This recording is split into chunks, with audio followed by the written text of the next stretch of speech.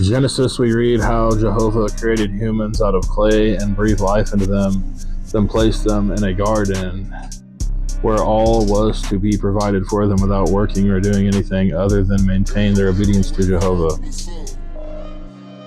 He commanded them not to eat the fruits of two trees. One provided knowledge of good and evil, the other gave immortality. With knowledge of immortality, the subject of the process would become godlike. This Jehovah feared, so when Adam and Eve ate one of the fruits, they were condemned as sinners, punished with exile and the repercussions of original sin. They had to earn their living by the sweat of their brow. Genesis 3:19.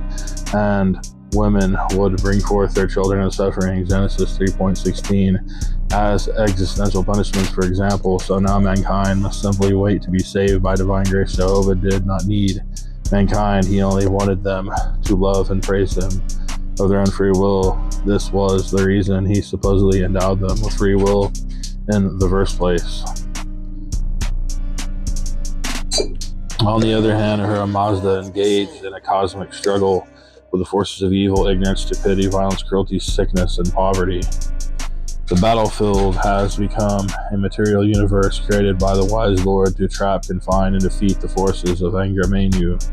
The Lord is all good and all-knowing, but is in need of a special weapon to defeat the lie on a cosmic battlefield. This weapon is the incarnated Varvashis from heaven, who became the men and women in the material world. Humans are the co-workers and comrades of God.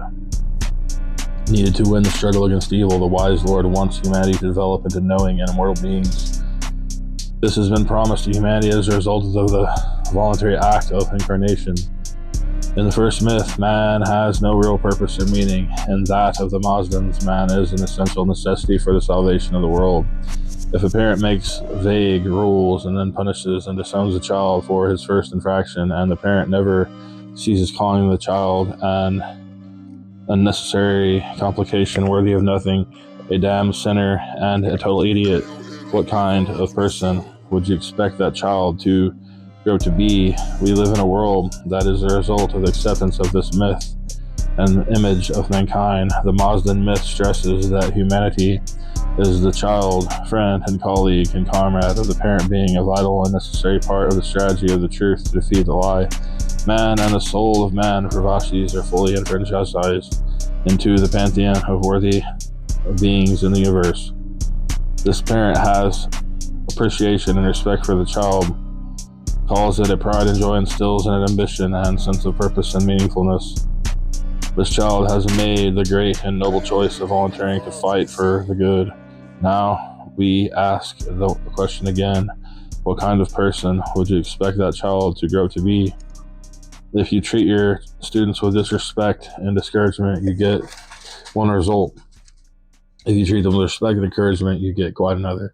Regardless of the ontological truth of the universe, when we look at these myths concerning the nature of humanity, we see one that only can produce a bad result, and the other that will produce the best possible outcome. The choice is ours. One dwells in original sin, the other on the virtue. Which of the two myths will produce the better world? Which of the two seems right? Your purpose is to be a warrior for the good and right against the bad and unjust. That is the reason your soul volunteered to be here. Even if your present form of consciousness has trouble remembering that, when confronted with a partisan, you can again consciously decide to make the right choice and accept this mission, and continually do so within the framework of the Mazdan way. Once this reality is understood, the best choice becomes obvious.